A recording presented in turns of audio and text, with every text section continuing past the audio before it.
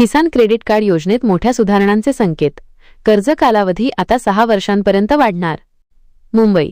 देशातील शेतकऱ्यांना दिलासा देण्यासाठी भारतीय रिझर्व्ह बँकेने आरबीआय किसान क्रेडिट कार्ड केसीसी योजनेच्या नियमावलीत महत्त्वपूर्ण बदल सुचवले आहेत.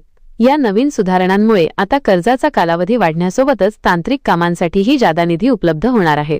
रिझर्व्ह बँकेने गुरुवारी या संदर्भातील नवीन मार्गदर्शक तत्वांचा मसुदा ड्राफ्ट गाईडलाईन्स प्रसिद्ध केला आहे. योजनेतील मुख्य बदल आणि वैशिष्ट्ये. कर्ज कालावधीत वाढ. शेतकऱ्यांच्या सोयीसाठी आणि पीक हंगामाशी सुसंगत राहण्यासाठी केसीसीचा कार्यकाळ आता 6 वर्षांपर्यंत वाढवण्यात आला आहे. यामुळे दीर्घकालीन पिकांसाठी शेतकऱ्यांना दिलासा मिळणार आहे. पीक हंगामाचे मानकीकरण. कर्ज मंजुरी आणि परतफेडीमध्ये एकसूत्रता आणण्यासाठी रिझर्व्ह बँकेने पीक हंगाम महिन्यांमध्ये विभागले आहेत. अल्प कालावधीची पिके 12 महिने आणि दीर्घ कालावधीची पिके 18 महिने असे 2 गट करण्यात आले आहेत.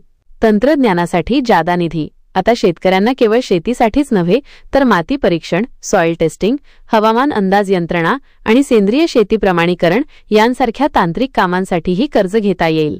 शेती अवजारांच्या दुरुस्ती आणि देखभालीसाठी असलेल्या 20% अतिरिक्त घटकात या खर्चांचा समावेश करण्यात आला आहे. पारदर्शक कर्ज मर्यादा.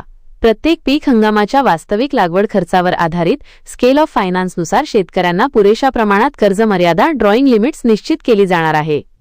बँकांमध्ये येणार एकसूत्रता. हे नवीन नियम व्यावसायिक बँका, प्रादेशिक ग्रामीण बँका, आरआरबीएस, लघु वित्त बँका आणि ग्रामीण सहकारी बँका अशा सर्व बँकांसाठी लागू असतील. यामुळे संपूर्ण देशातील पीक कर्ज वाटप प्रक्रियेत समानता येईल. जनतेकडून सूचना मागवल्या. रिझर्व्ह बँकेने या मसुद्यावर संबंधित बँका, संस्था आणि सर्वसामान्य जनतेकडून हरकती व सूचना मागवल्या आहेत. 6 मार्च 2026 पर्यंत नागरिक कनेक्ट 2 रेग्युलेट या पोर्टलवर किंवा ईमेलद्वारे आपला फीडबॅक नोंदवू शकतात. या प्रक्रिया पूर्ण झाल्यानंतर नवीन नियम अंतिम स्वरूपात लागू केले जातील. व्हिडिओमधील शासन निर्णय व परिपत्रक आपणास हवे असेल तर ते आपल्या शासन निर्णय व परिपत्रक या टेलिग्राम चॅनलवर उपलब्ध करून देण्यात आलेले आहे. त्या ठिकाणावरून आपण ते डाउनलोड करून घ्यावे.